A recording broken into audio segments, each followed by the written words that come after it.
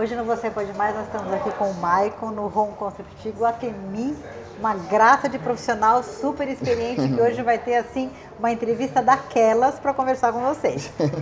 Muito prazer e muito obrigada por receber a gente hoje para a sua entrevista. Obrigada pelo seu tempo, pela sua agenda, que eu sei que é concorrida. Sim. Muito obrigada mesmo de coração. Eu que agradeço. Meu amor, vamos falar um pouco da sua história. Eu sei que já é uma história que inspira muita gente, porque você tem um tempo de carreira consistente. Sim. Mas conversando com a nossa audiência, explica assim, como é que foi a sua entrada para esse mercado da beleza? Foi uma busca? Foi meio sem querer? Como é que foi?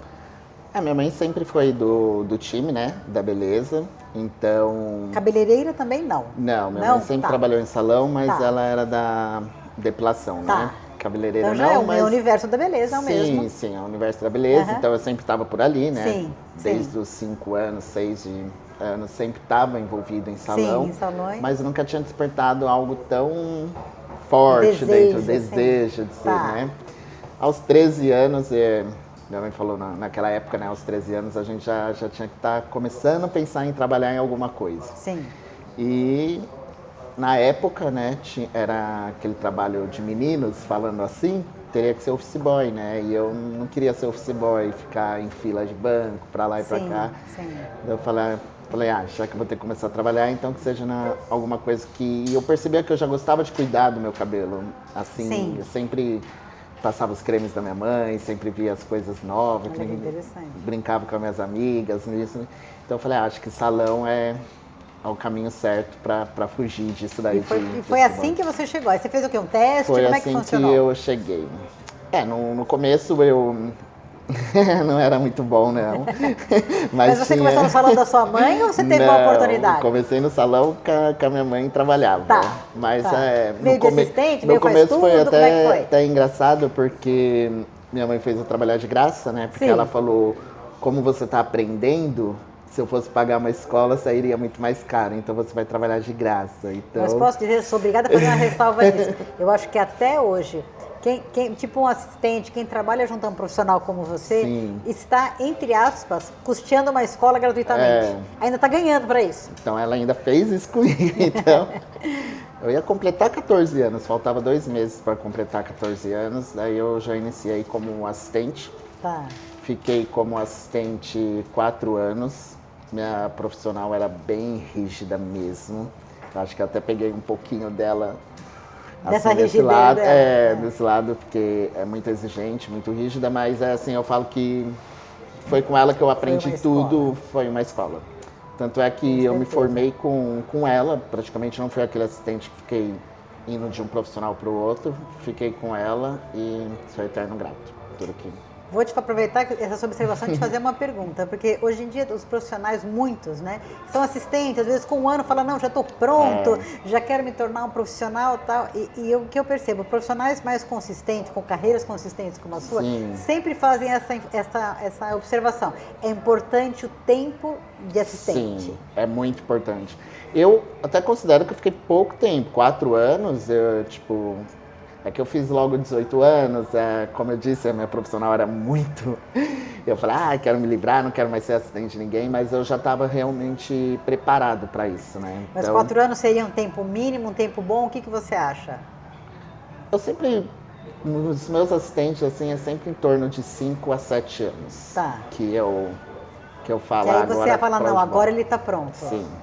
Porque não é só sobre cabelos, né? Teve um profissional que a gente entrevistou que ele disse isso. O tempo de assistente não é técnica, claro, tem que aprender, mas não é só técnica. Tem que aprender sobre atendimento, sobre deu um problema no cabelo, como é que eu resolvo, uma cliente descontente, como é que eu lido. É o que eu falo. É tudo, não né? existe um grande cabeleireiro se não tiver um grande assistente por trás. Uma coisa ajuda a outra. Eu acho que o assistente, ele... digamos assim, no atendimento com a cliente, ele é quase 50%, porque Olha, posso te dizer, tem procedimento que a gente vem, vai no cabeleireiro, vai embora, nem chega perto do cabeleireiro. Já aconteceu isso? De ser atendida apenas pelo assistente. Já aconteceu isso comigo. Então, eu sempre dei muita importância ao assistente. Quando eu falo que eu era parecido com a minha profissional, eu pego no pé mesmo.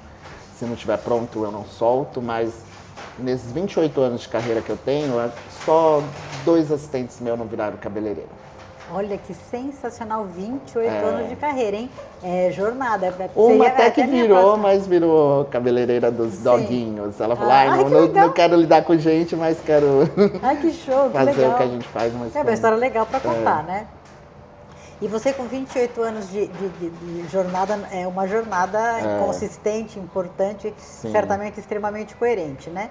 Eu vejo que você tem especialidade num ponto sensível do mercado que não é tão comum, que é a balaiagem, né? Sim. Você tem balaiagem, corte, coloração, são especialidades suas. Fala um pouco sobre a balaiagem, porque eu acho que é um ponto bem importante para que profissionais te ouçam. Sim, a balaiagem, muitos profissionais até confundem, né? Fala, eu faço balaiagem, mas não é bem assim. Balaiagem significa o quê? É a marmorização, né? Você marmorizar um cabelo. Tá. Então você pega um cabelo, eu até falo para as minhas clientes, quando elas têm o cabelo natural, eu falo, me traz uma foto sua de quando você tinha 5, 4 anos de idade. Tá. Porque é aquele cabelinho assim que a mãe geralmente nunca cortou, ou pega um pouco de sol, ele começa escuro e vai clareando até as pontas. Eu falo, é esse cabelo que eu vou te dar. É a naturalidade, você não saber onde que nasce a mecha. Gente, que incrível isso, que eu não tinha escutado isso, que balaiagem é isso? Que eu nunca Balaiagem tinha escutado. é isso. Pois Olha, eu ignorante dessa área, para mim balaiagem era uma outra coisa, mas é essa naturalidade. Sim, Acho que isso aí é a luz que qualquer mulher busca. A gente chama de marmorização. Hoje no mercado, quem vê eu fazendo balaiagem, fala, eu também faço, mas faz o freehands, né? Que é o ar livre igual a balaiagem, mas não é a mesma coisa. Tá. Freehands a gente divide as mechas e são mechas precisas, a mesma tonalidade da raiz até as pontas. E a balaiagem não. Ela desce em degradê e cada ponto do cabelo ela vai dar uma luz. Por isso que em é a pontos de marmorização. cabelo degradê Sim. diferente?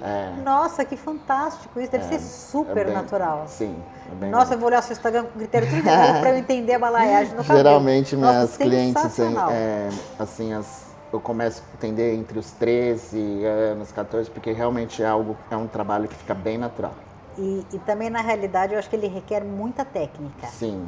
Né? Muito aprendizado anterior. Bastante. Para você chegar neste ponto manchei bastante cabelo para chegar nesse Não, eu imagino que um profissional como você tenha feito muitos cursos, durante uma vida toda, para ir aprimorando técnica para chegar numa coisa tão precisa como a balaiagem, né? Tanto é que ao longo do tempo, assim, só um assistente meu aprendeu a técnica mesmo real, que eu falo, nossa, esse daí tá virando um concorrente, porque muitos desistem na metade, porque você tem que saber o ponto do produto, tem que saber a leveza da mão, onde você pesa, onde você deixa mais leve, para poder... Nossa, gente, sensacional isso, sensacional mesmo. Diz uma coisa para mim, e do seu ponto de vista, o que um especialista, um hairstylist, né, de talento precisa ter para se manter bastante requisitado no mercado, para ter uma carreira assim consistente, que não tenha tantos altos e baixos? Sim, o que você vê como valores assim importantes? Acho que você sempre tem que estar atualizado, né, com o mercado, o que o mercado está pedindo, você sempre tem que estar atualizado, e eu acho que o segredo de tudo é você não perder a humildade. Desde o começo que cabeleireira, né, é difícil, eu sei bem. Eu já tive algumas passagens que não é legal, graças a Deus consegui voltar para trás, mas eu acho que a lição grande é essa, não perder a humildade. Você falou uma coisa importante por demais, porque quando a gente começa a acreditar que a gente é muito, a gente deu vários passos para trás. Sim, verdade. Né? O grande é diferente do que a gente achar. Por mais de destaque que você seja no mercado, um profissional referência, um profissional famoso ou muito reconhecido, seja como for, né? A gente sempre tem muito por aprender, tem sempre muito por melhorar. Né? A humildade é um valor dos mais importantes que a gente teve. Me conta, com tantas histórias que passam pela sua cadeira nesses anos todos, sempre tem uma história ou outra que a gente fala, nossa, aquilo ali me marcou, aquele dia me tocou, aquela transformação me sensibilizou. Você tem alguma história para contar pra gente de alguma cliente? Se eu me emocionar, tudo bem, né? Claro, hoje eu já chorei umas 4 vezes aqui. Não foi história assim bem de transformação, mas me marcou. São 3 histórias bem parecidas, mas eu vou contar que marcou muito. Foi uma cliente minha, com 13 anos, ela estava com câncer, né, bem avançado um pouquinho. E é a idade que a menina mais gosta do cabelo, né, tem aquele cabelão grande, não sei o que, blá. E então o difícil foi quando chegou a amiga dela com o cabelo na cintura também, junto com ela. e falou assim, eu quero que a minha amiga carregue um pedaço de mim. Então ela cortou o cabelo bem curto para poder dar para minha cliente na época Ai, Jesus, que ia é para precisar fazer marcar para o nada. resto da vida, é para eternizar isso. Isso foi uma coisa Olha, que me emocionei. foi uma coisa que mexeu muito comigo e também foi raspar 2 cabelos de mulheres também que estavam passando por o mesmo tipo de problemas. Uma menina de 18 anos e uma na faixa etária de 50, mas o problema não era com ela, era com o marido. E ela queria acompanhar a história do marido, como era ficar careca, como era passar por aquela dor que ele estava passando. E parceria. Só que ela era muito vaidosa, ela era muito apegada no cabelo. Então, por mais que ela estava fazendo aquilo, foi muito difícil. E o difícil é, eu choro com muita facilidade, né? Eu me emociono muito. Eu também, eu fiquei Então, o difícil é eu ter que segurar, fazer isso e me continuar pleno como se fosse normal. Tipo, faço isso toda hora. Mas foram as partes que mais me marcaram. Mais do que transformar, situações assim. tão sensíveis, se elas foram trazidas até você, é porque você também é a pessoa ideal. Porque numa situação como essa, não é para qualquer um que a gente vai compartilhar uma dor. Muito pelo contrário. A gente seleciona muito e às vezes não compartilha com ninguém uma dor tão grande. Verdade. Né? Mas se de fato você for eleito, eu tenho certeza, como eu sempre digo para o meu filho, tudo na vida é mérito, para o bem e para o mal. É verdade. Mas tudo é mérito, né? Parabéns por esse seu lado, que eu tenho certeza, esse seu lado humano, acolhedor, foi o que promoveu essas situações tão marcantes na sua carreira. Foram as coisas que mais marcaram. Né? Com certeza. E me diz uma coisa, com tantos anos de carreira, você tem ainda sonhos de futuro, projetos? Como você vê hoje a sua vida? Assim, acho que todo cabeleireiro um dia teve sonho, né, de ter salão. Eu já tive, não quero nunca mais. Mas você já teve salão? Já tive salão por 3 anos. Deu super certo, mas em questão de sociedade a gente, né? Então é uma coisa que já tirei de frente. E eu acho assim, cabeleireiro tem fases, né? Tipo, você tem, é que nem você falou, uma hora você é estrela, outra hora você é o do momento, outra hora você tá ali, né?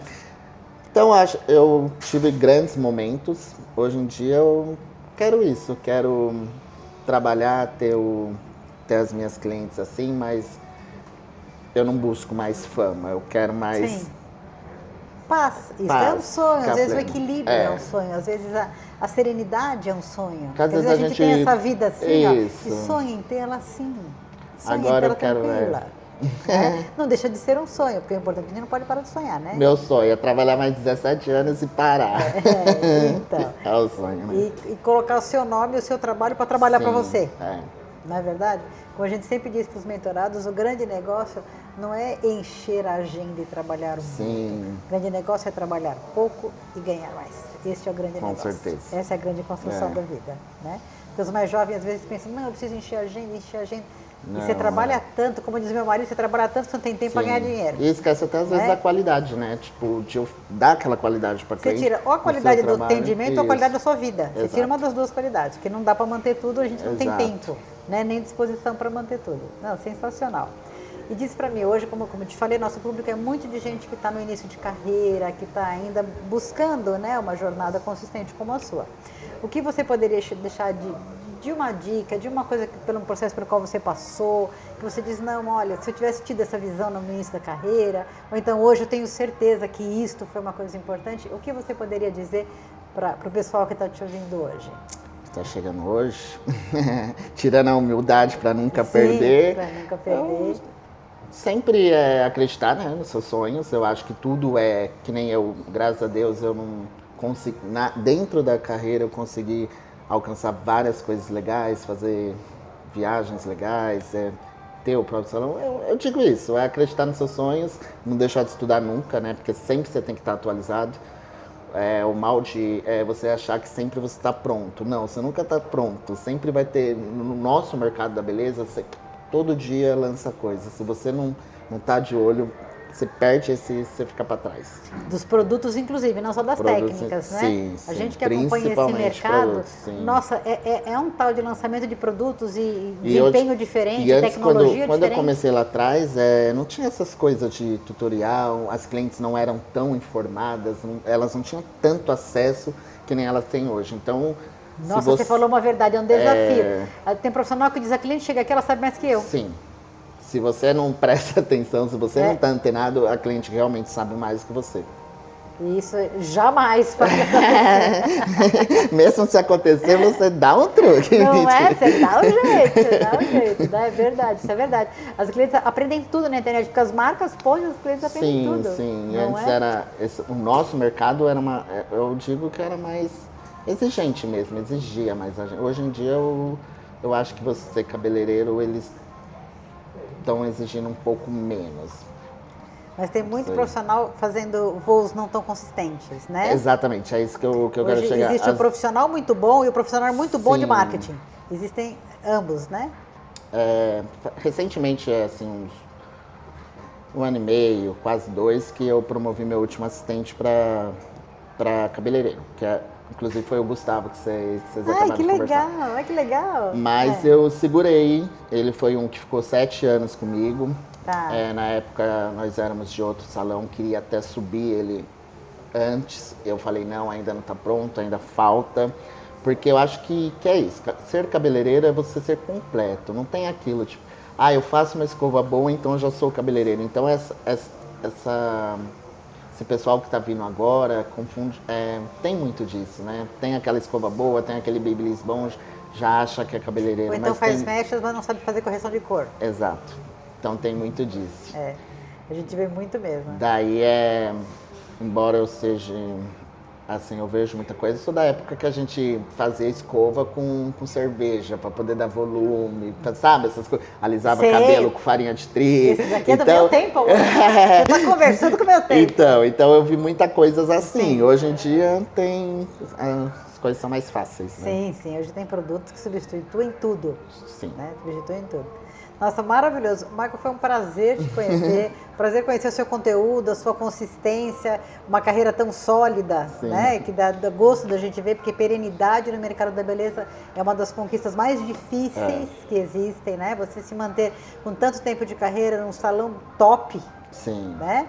Então isso fala claramente para mim da sua consistência, da sua coerência. Então, parabéns pela sua carreira, obrigado. Pelo seu desempenho, pelo profissional que você é e certamente pela pessoa que está por trás do profissional. Obrigado. Né? Muito obrigado, foi um enorme prazer te entrevistar. Prazer foi meu.